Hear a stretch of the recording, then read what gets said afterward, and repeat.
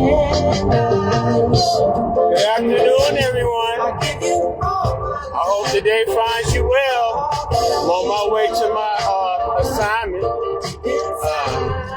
I want to come and bring about a bit of afternoon cheer to y'all. I mean, apologize for my for the volume of my music, but yeah, I hope today finds you all well. It's a very, very beautiful day in Cook County, Illinois. I was thinking, one should think every day, at least 3 times a day, deeply preferential. So, along the course of my thinking,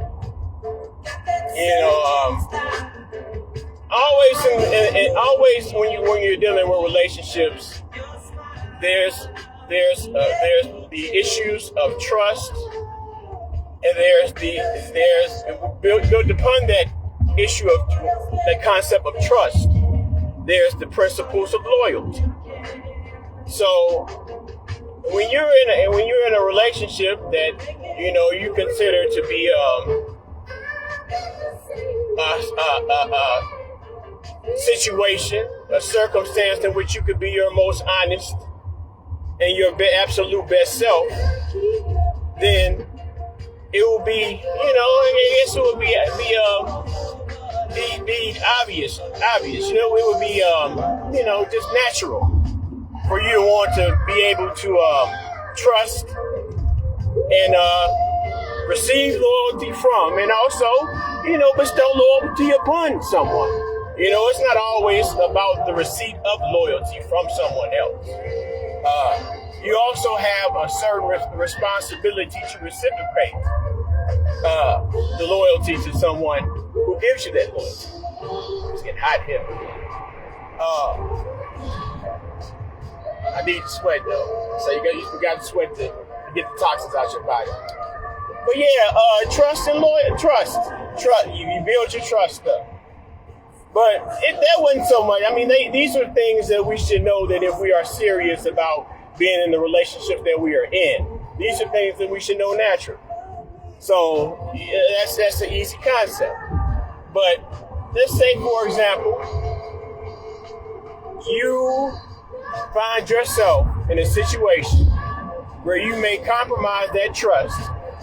You betray that loyalty because, the destruction of loyalty, well, the pathway, really, in my mind, the pathway to betrayal is the dissolution of trust. And the dissolution of trust leads to the destruction of loyalty.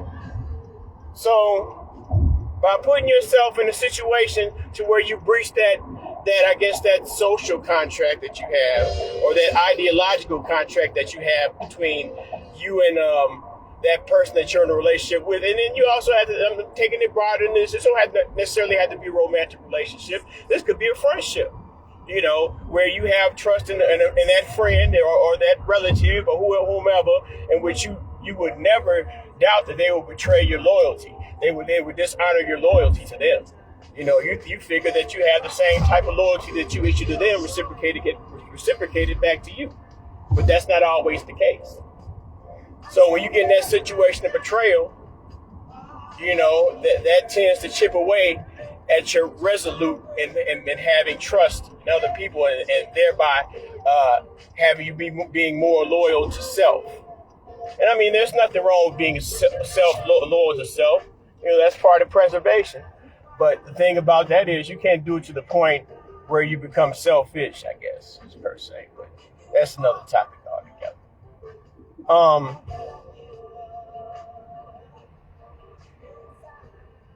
My thought went deep. I said, well, we have people that they say that they're this and they're that in the relationship. They say that, they can't find the right relationship because this, that, and the third. But I guess I really should direct this question to someone who was actually in a relationship. Is there something? Is there if Is there something that you hold, that you know that you hold in your spirit, in your mind, or in your consciousness, that you have not told that person that you are with? And I mean, it may be even some small things, you know, like you spent this extra money on the credit card or some old wacky bullshit like that. But, you know, that still is a betrayal of trust. You know, so if someone puts that faith and that honor in you to bestow their trust upon you and hope that you will be loyal to the principles and the promises and the vows that you made with that person, what else can you do with it? What you supposed to do with it? You supposed to deny that? You supposed to deny that responsibility? Is that what's supposed to happen? So let me see. Okay, keep going. Keep going. What happened? Okay, let's do this. Okay, I'm back. Okay, yeah, are you supposed to betray that? Are you supposed to think that you can betray that trust and that loyalty and that honor and have the same type of relationship that you had previously? I mean, there's always the concept of forgive and forget. And, you know, hey, I forgive, but, you know, I don't forget. And, you know, oftentimes, once upon a time, I would be guilty of placing myself in situations where I will repeat the mistake of dealing with people. But, you know, as time goes on and you get more and more, you have more and more experience with people that betray your loyalty, you tend to become a little bit more callous. Sue Ellen, what's happening?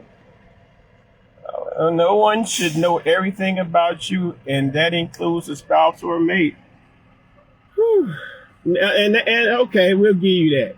But I'm talking about a particular thing, aside from those things everything that a spouse should not or mate should not know. Other things that may be big or small that you have withheld from that person that you're with, that you know may potentially change the way that person that you're with may perceive or look at you or treat you. You know, I mean, it's people say they kind of have the concept. They say what they don't know ain't gonna hurt him. And I mean, in a way, I guess, you know, if they don't know it, then how could they have the consciousness to be affected by it? But, you know, that's still not a fair thing to do to someone. You know, in my mind, you know, from my understanding, that's still mistreatment. And if you're with someone that is loyal to you and trusts you, then the last thing that you should be trying to do is to mistreat them. You know, at least that's the logic I would think. You know, that's a lot. You know, I have that adult brain Negro logic, but you know, I believe certain things should be aligned with a constitution of humanity and the way in which you deal with your fellow man or woman, per se. Whew. Man, oh man. I guess I better take this back because it looks closer. I'm kind of early today, guys. Congratulate me for doing what I'm supposed to do. Be on time. Sue Ellen's in the house. I sure appreciate you when you come on, sister.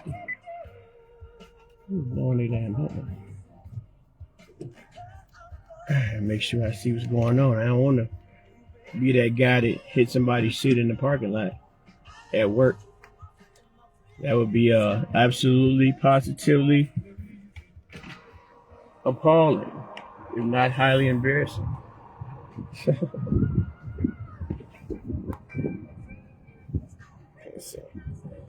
Not telling something is not betrayal. It depends on what you're not telling.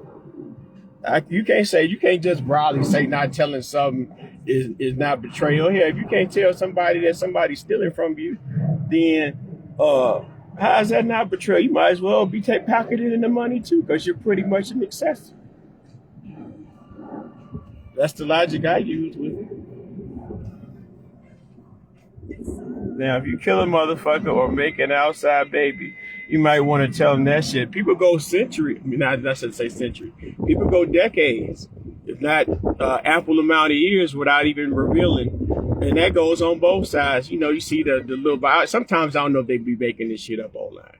Sometimes I just think it's people doing shit for clicks and views. But I saw recently how this one young man had found out that his alleged 11-year-old son was not his because he had discovered text messages from the woman that he was with, boasting gleefully and being snarky in regards to saying that baby ain't even his for the most part. So he did a DNA test and it found out the baby is not his. He told her to get out. But I'm going off into some other shit. But that's a betrayal. You knew. Yeah, I mean, it's like you have to just know, So it's like, well, hell, you could have went and took the other stud that you know that you was laying with at the time to the DNA and found out it's actually his baby. But since old boy is in a position to pay and he's a loving and devoted person that has the wherewithal to tolerate you as a person, you know, because you know he always have the you know, the notion that the black male can't get along with the black female baby mama. If the baby daddy can't get along with the baby mama, there's always a consideration with about their thoughts or how they get along or how they feel or what they can deal with. But you never consider the little baby. The poor little baby don't know what to do.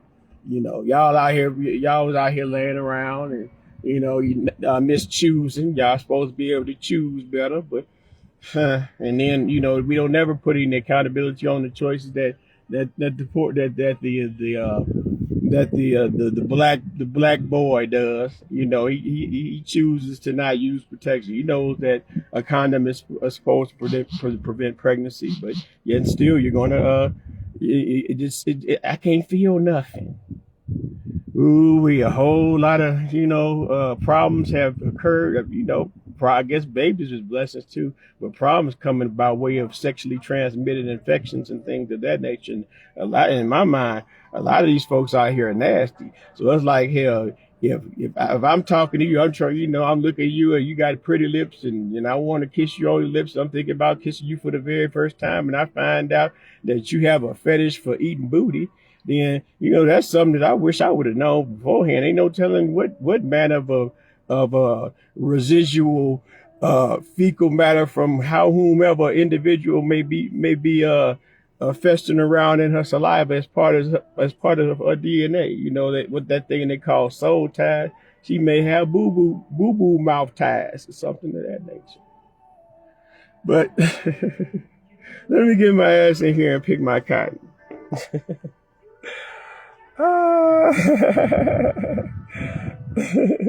Put that rubber. Oh yeah, it's shoot. I'm abstinent. I have not. You know, I ain't gonna go there. Y'all wouldn't believe me if I told you how long. You know the reasons why, but I am. You know, I don't have to worry about this. Like I said, they doing too much out here. When it started for me, when you know it wasn't the starting of the game, like when you're trying to get with a woman, the thing that the opening line would be that I just have cunnilingus, I just eat your vagina. You know, that used to be the little thing, you know, to get guys in the door. I'm like, well, man, shoot, don't you have any attributes other than, you know, saying I eat the box? Man, yeah, the loss of finesse in the game and things just kind of sort of cheapen in my eyes and from my perspective. But, you know, that's just my opinion. So I pretty much tapped out for a minute, and you know I occupied my mind with a fantasy woman, you know the one that got away, you know, and I guess that kept my mind focused on improving, on self-improvement.